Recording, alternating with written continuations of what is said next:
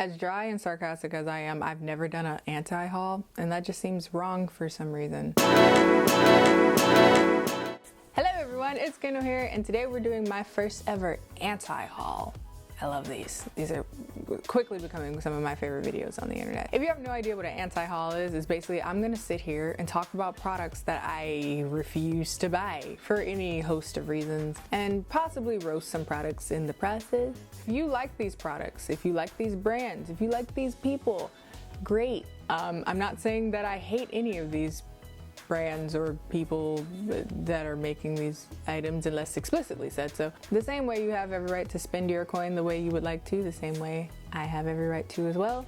And this is where I have decided that I will not be spending my coin. The Fenty holiday collection. So I have been asking around for, I think it's been about a month since this came out.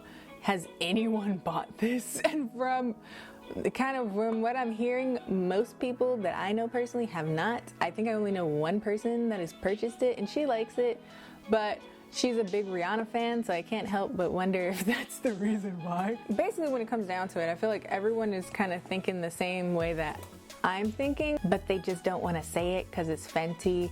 And people get real in a tizzy about Fenty for some reason. I get it, it's a Rihanna brand, and like they really push the initiative of like 40 foundation shades, even though that foundation is not great, at least not for dry skin. But now they're coming out with their next surge of products for, I was about to say Halloween, for holiday.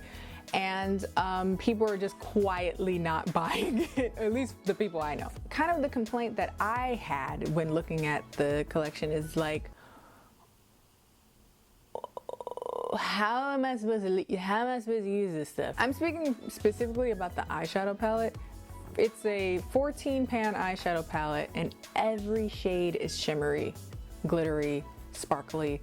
And I'm just like, oh, that's cute to look at. I guess from an aesthetic standpoint, the packaging is all nice and it's all shimmery and all that. But when you actually get it, how the hell am I supposed to make a look out of this? It's all shimmery. So you're telling me that I'm gonna spend $65 on this eyeshadow palette and still have to use other eyeshadows to do my makeup? Point of a palette, or at least in my mind a lot of times, is for ease and portability. And if I have to still bring other things to complete my look, or bring another palette even to finish my look, why did I just spend $65? You can buy single shadows that kind of get there without spending the $65 on this palette. I guess when it all comes down to it, I just feel like it's a waste of money. And at this point, like I own a lot of makeup at this point. I'm starting to realize what I need and what I don't, and I don't need this palette. As far as like the other items in the collection, I'm not interested. The liners are kind of cool, but not cool enough for me to rush over to Sephora to get them. The Laura Lee Cats and Pajamas palette. Okay, I want to start off by clarifying I have nothing against Laura Lee. Laura Lee being the YouTube beauty guru. I have no problems with her, and this is her first product to be released out of her own company, I guess, or her own brand or something like that. But for whatever reason, it's being sold on Morphe.com, so is it? I don't know. I have nothing against her. I don't watch her videos, so I don't feel emotionally driven one way or another. But this palette, sis, is ugly. Just because it's a YouTuber doesn't mean I can't like objectively look at it as a consumer and say that's ugly, I don't want it. So like the palette itself, like the packaging is ugly, and I can't, like, and you don't buy products just for the packaging, but if I'm gonna spend the amount of money that Laura Lee is asking me to spend, she's asking me to spend $40. $2 more, and I could have gotten an Anastasia Modern Renaissance palette, which is my favorite eyeshadow palette. I would have gotten eyeshadows that I know are really good quality, but I don't know what's coming out of Laura Lee. I've never, had she released anything like product-wise prior to this? I don't think so. That's a lot of money. And then I look at the palette, like the packaging, and it looks cheap, drunkenly thrown together. It looked like she took some tequila shots and just started saying random words. Glitter. We should do glitter. It ain't got nothing to do with cats or pajamas, and it's ugly and it's glitter. And then the shadows are so boring. I was looking at swatch videos of other people using the palette that had received the palette, and I'm like, that's ugly. Why y'all lying to these children out here like, yes, this is the best palette ever? Like, that's an ugly palette. It's not ugly, it's just like boring. And I'm like, And not only that, she's asking for $40. She's asking for $40 of my coin to be paid to this kind of like slapdash put together thing. It's ugly. I'm sorry. I'm coming off way harsher than I meant to, but like this is all for like constructive criticism. You can still love her. I mean, whatever.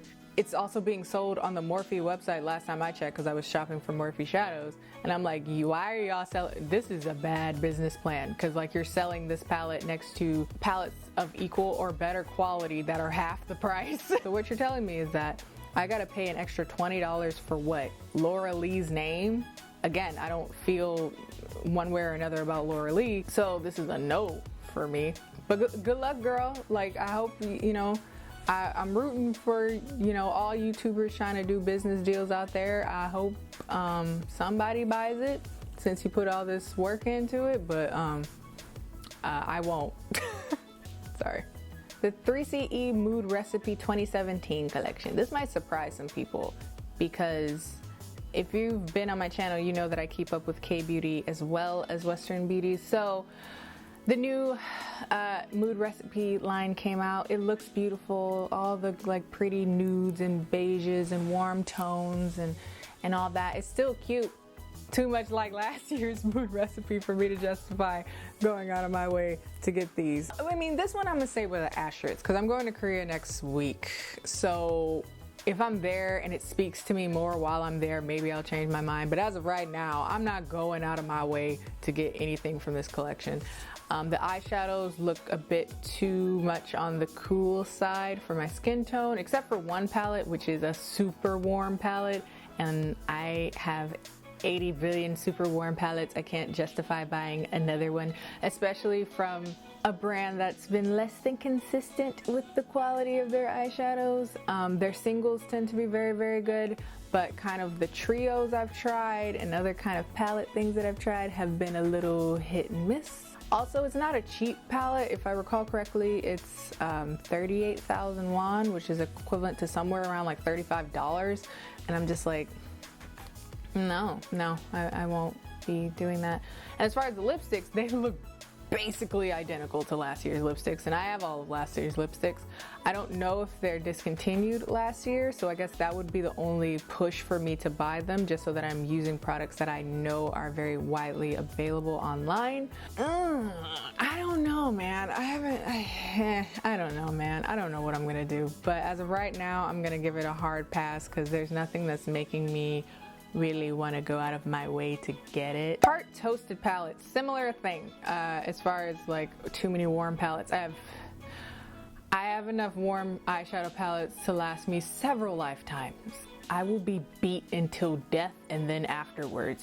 There's only so many reds and oranges and coppers and golds that all look the same and champagne. I don't need any more. I'm gonna keep this short and sweet. I feel like you released this palette way too late, one, because like everybody and their mama came out with a palette like this about a year ago, so I don't know why you're just now getting around to it. But I guess if you don't own that many warm tone shadows, then maybe this is an option for you.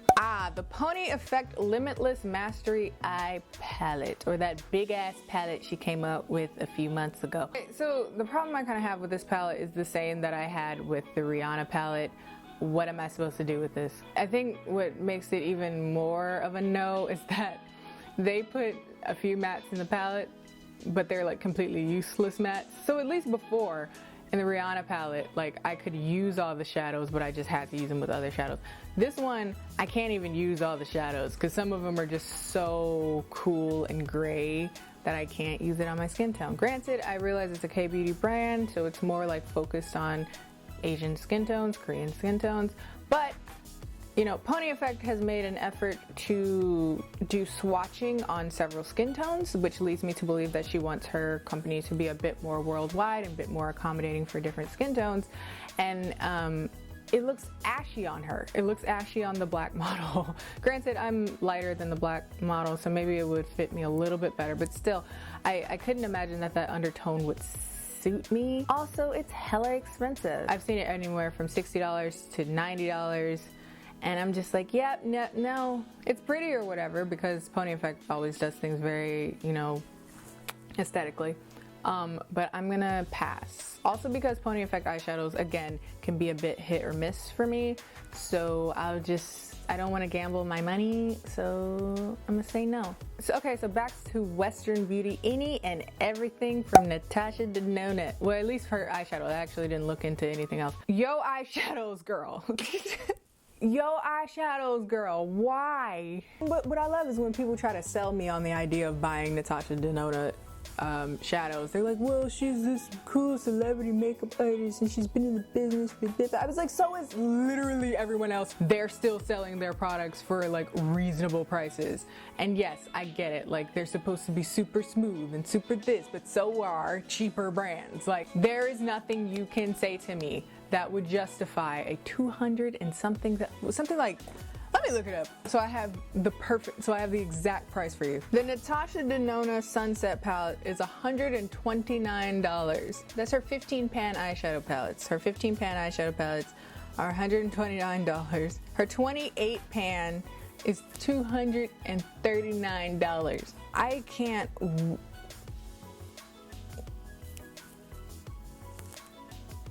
Okay, the Sunset Palette, it's beautiful, right? It's a beautiful warm tone palette.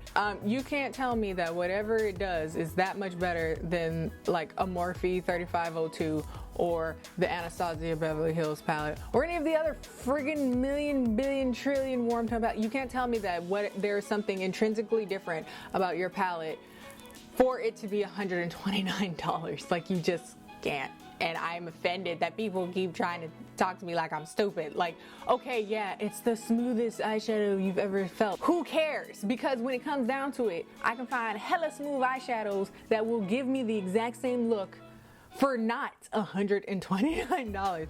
Last but not least, it's literally everything from the Gigi Hadid Maybelline collaboration. I have qualms with this collection for various reasons. One, it looks like easy bake oven makeup, if that makes sense. It looks real cheap. Like, I haven't felt anything, so I don't know, but it all just looks kind of Barbie doll, dream house, vanity makeup type look.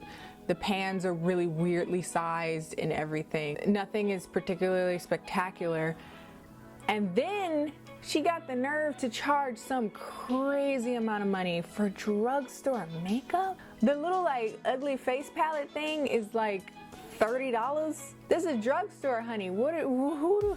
So when it comes down to it, it all boils down to that. Now, if I buy this, I'm not buying good makeup. I'm paying Gigi's bills. And again, same with Laura Lee. I don't feel one way or another about Gigi Hadid, but certainly not enough to go out of my way to pay her bills. You can't look me in the eye and tell me that there's anything in this makeup that is any different from any other Maybelline makeup. Not to mention, I'm brown, and I don't think Gigi noticed that brown people exist, because who's supposed to wear that? Like, the palette only comes in one color, white, and I'm not that, so I'm like, oh, I couldn't use it anyway. But even for like my fair skinned viewers, like, I couldn't go in good conscience and be like, yeah, that's worth it. It's not. But if you're gonna buy some stuff from Maybelline, just buy the regular Maybelline thing. It's not worth the crazy upcharge. They're charging like 50 to 100% more on products just because it's Gigi Hadid. You see this Gigi Hadid upcharge next to the regular price Maybelline, and then you expect people to buy, like, no. Anyway, that's everything that I can think of. If there's any products that you have no intention of buying for whatever reason, please let me know down in the comment section. I'd love to hear it. Don't forget to like, comment, and subscribe. Follow me on Instagram, Snapchat, Twitter, all of which are KennieJD. If you've tried any of these products and you're like, Kendall, hold on, I think this might change your life, let me know. And if you've tried it and you were like, man, I wish I wouldn't have bought this, also let me know. I'd love to hear it. And that's all for today, kids. See you guys next time. Bye.